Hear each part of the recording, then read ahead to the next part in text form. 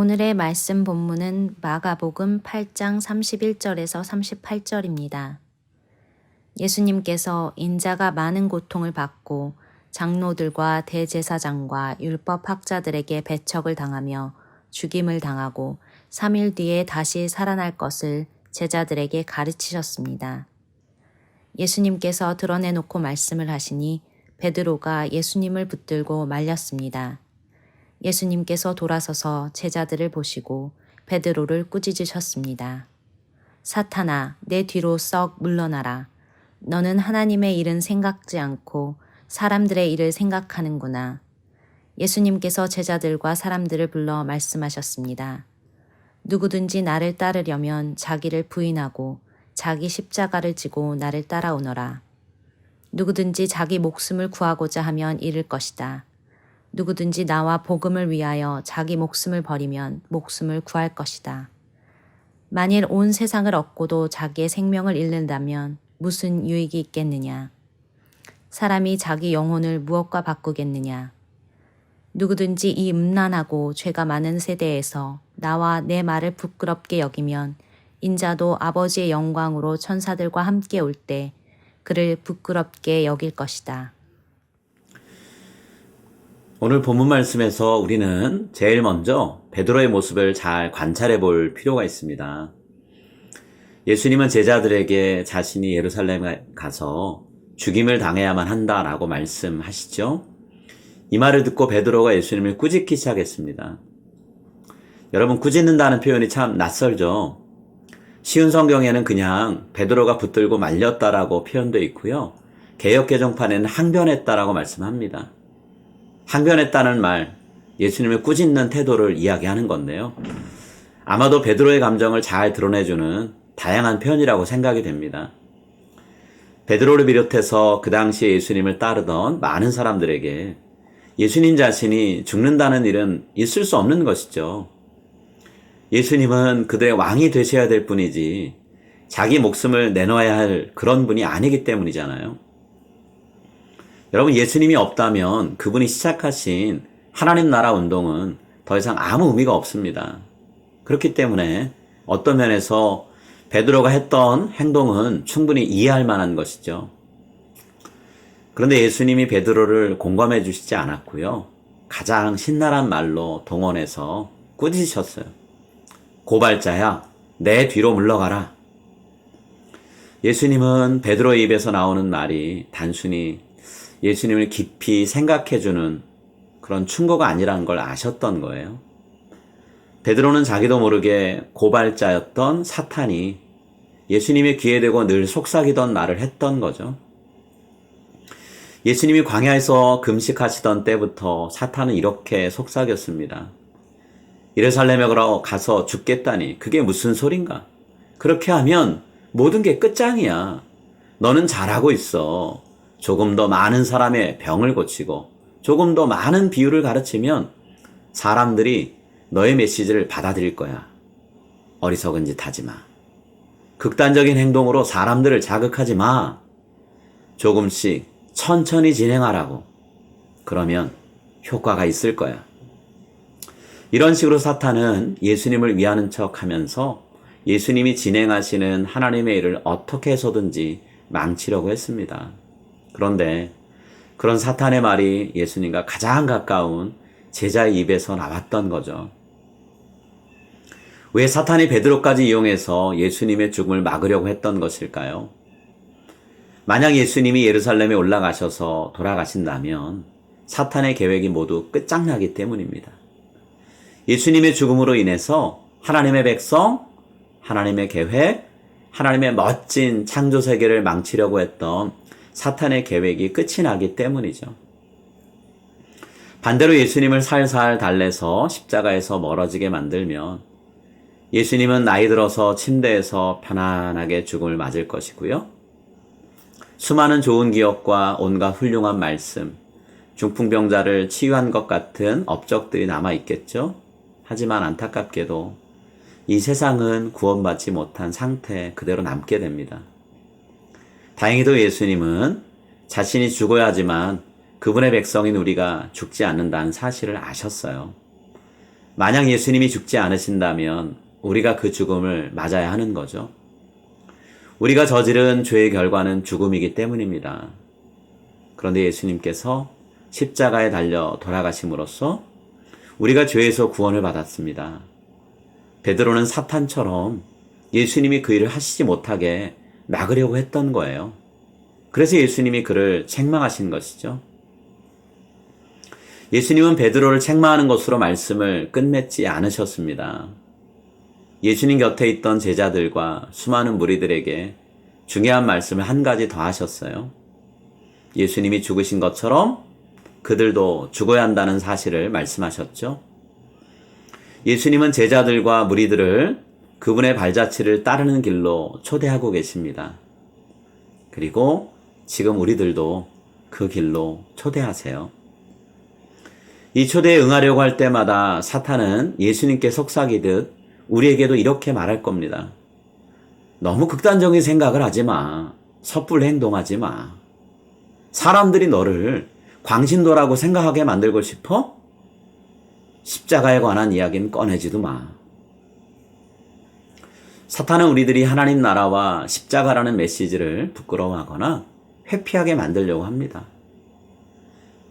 그래야 죽음을 통해 사탄의 계획을 무너뜨리셨던 예수님의 사역이 우리를 통해서 계속해서 이어지지 않을 수 있기 때문이죠.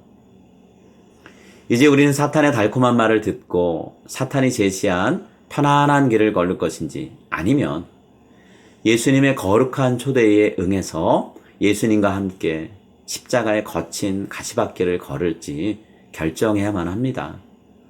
둘 중 어떤 것을 선택할지 결정하기에 앞서서 우리는 예수님이 하신 다음의 말씀을 명심해야만 합니다. 누구든지 이 음란하고 죄 많은 세대에서 나와 내 말을 부끄러워하면 인자도 아버지의 영광으로 거룩한 천사들과 함께 올 때에 그 사람을 부끄러워하리라.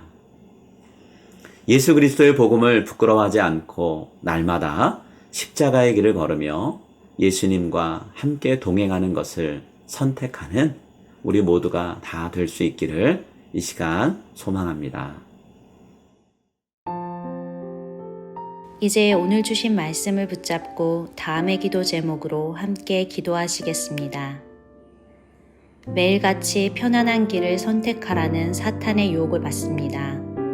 하나님, 그 유혹에 넘어가지 않고 믿음의 눈으로 모든 것을 바라보며 선택하게 하소서. 예수님의 죽음으로 인해 내게 허락된 은혜를 누리기만 하는 영적 소비자의 삶에서 벗어나 예수님처럼 십자가의 길을 걸어가는 영적 순례자가 되게 하소서.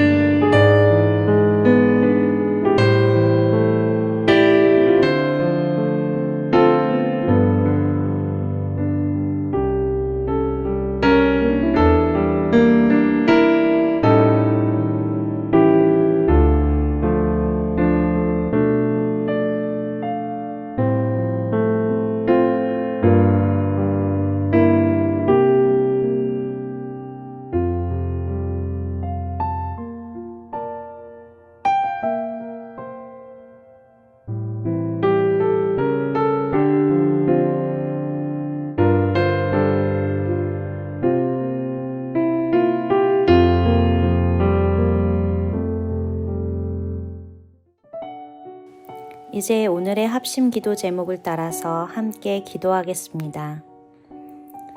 충분한 양의 백신이 생산되고 투여되어 전 세계 사람들이 코로나 바이러스를 이겨낼 수 있게 하소서. 코로나로 인해 무너진 개인, 가정, 사회, 나라의 육체적, 정신적, 영적인 삶이 회복되게 하소서. 정부 차원의 지원은 물론 교회를 비롯한 여러 단체들의 수고로 소외된 이웃이 없게 하소서.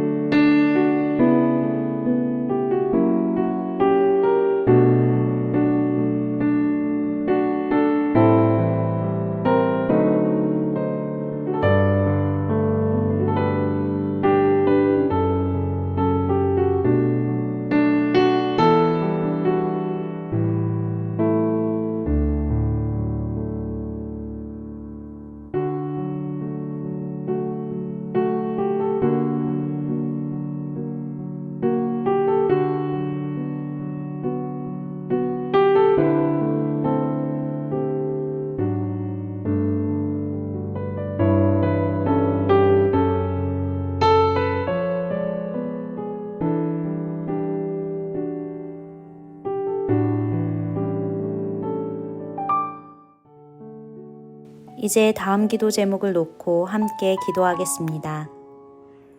코로나가 한창 확산되는 중에도 힘을 다해 사역하시는 선교사님들의 건강과 사역을 지켜주소서. 우리 교회를 비롯한 모든 교회들이 재정적 어려움 가운데서 힘을 다해 선교에 동역하게 해주소서. 배고픔에 시달리는 교회 주변 이웃들을 돕기 위해 시작된 푸드 드라이브를 꾸준히 감당하게 하소서.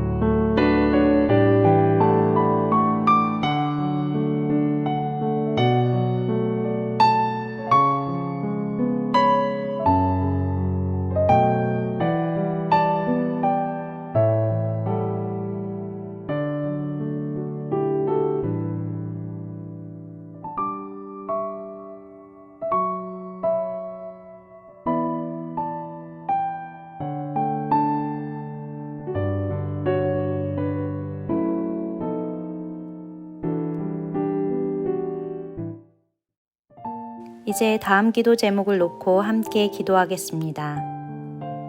교육관 건축위원회 구성이 마무리되고 설계, 대출, 업체 선정, 공사 진행을 잘 감당하게 하소서. 한국과 미국을 비롯한 세계 여러 곳에 떨어져 사시는 부모님들의 건강과 믿음을 지켜주소서. 사순절 기간 동안 나 자신의 부족한 모습을 성령 하나님의 풍성한 은혜로 채우게 하소서.